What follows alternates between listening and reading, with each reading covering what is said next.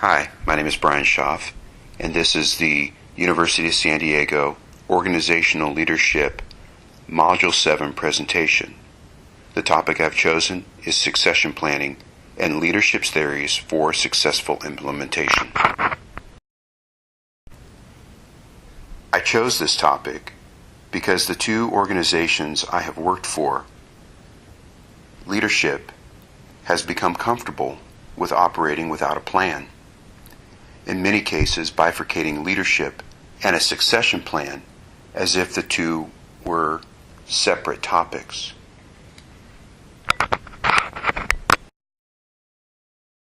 It's important to start with what we hope to achieve through succession planning. Succession planning is simply preparing an organization for the future by investing in our people to pass on our values, our ethics, our skills, our expertise, all of those qualities that encompass good leadership and good organizational value to our employees. Succession planning is a commitment to our community to provide for the highest level of service through ethical practices. It helps us with collaboration and partnerships that are built within our organization as a model for how to build collaboration and partnerships within our community. The technical challenges of succession planning are fairly simple.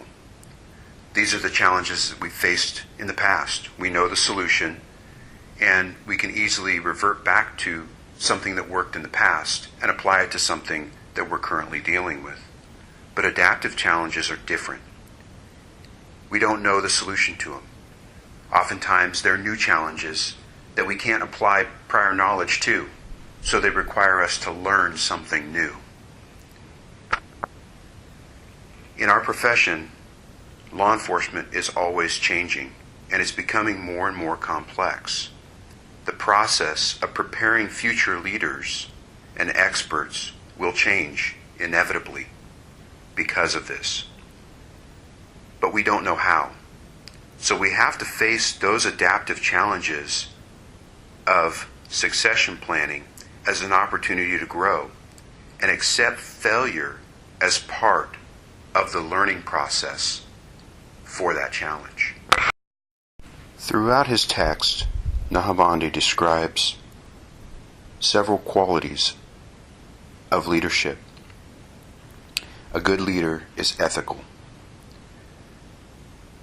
Every decision, every word that they say, every action they make is based on a character of trying to do what's right, regardless of the circumstances around them, or regardless, oftentimes, of the consequences of an ethical decision. They place followers ahead of themselves. They have the interests of others and the organization ahead of their own personal interests. They're emotionally intelligent. They're in control of their emotions. They're self-managed. And they're focused during challenging times.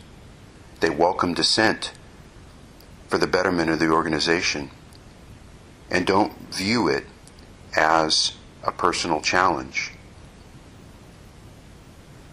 They're creative and they're open to ideas, oftentimes looking at what, quote, we've always done, quote, unquote, versus what can we do. These are the qualities of a good leader. When my kids were young, I used to reward them for cleaning their room. And sometimes when I told them to clean their room and they failed to do so, I withheld the reward or even enacted some sort of punishment. This is a good example of transactional leadership. It's a contingent reward or even a management by exception where we search for deviation from the rules and intervene when they're not followed. But as my kids got older, they began to do the tasks that they saw me do. They begin to emulate my actions and my desires, and take those desires on as their own. This is transformational leadership. It involves having charisma and inspiration, intellectual stimulation, and then individual considerations, as Bass explained them. But what do these mean? Basically, transformational leaders present themselves in such a way that people want to follow them, that people want to be like them. They create a high expectation and convey the values of the organization. Transformational leadership is succession planning. We have to turn the future leaders into the ethical leaders that they need to be in the future. We have to transfer our desires and our values to the next generation of law enforcement. They face larger problems than we may have faced in the past, and they face different problems. Transactional leadership won't help them to solve these problems, but transformational leadership will. I included this picture of focus training because it demonstrates the communication that needs to happen between leaders and followers. Leadership is about communication and solving problems through that clear communication.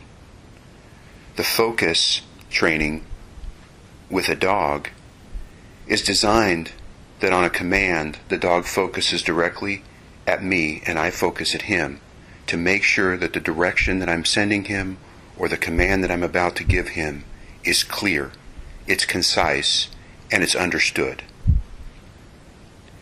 There's an old saying from an old canine trainer that I received several years ago, and he said, "You always get the dog you deserve." In essence, you get a return on your investment. Leadership is no different. It's about building relationships, and it's about investing heavily in our people.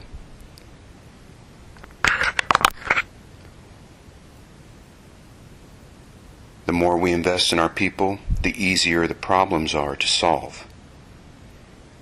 Those relationships built on trust and communication are what we need to solve the problems within our organization.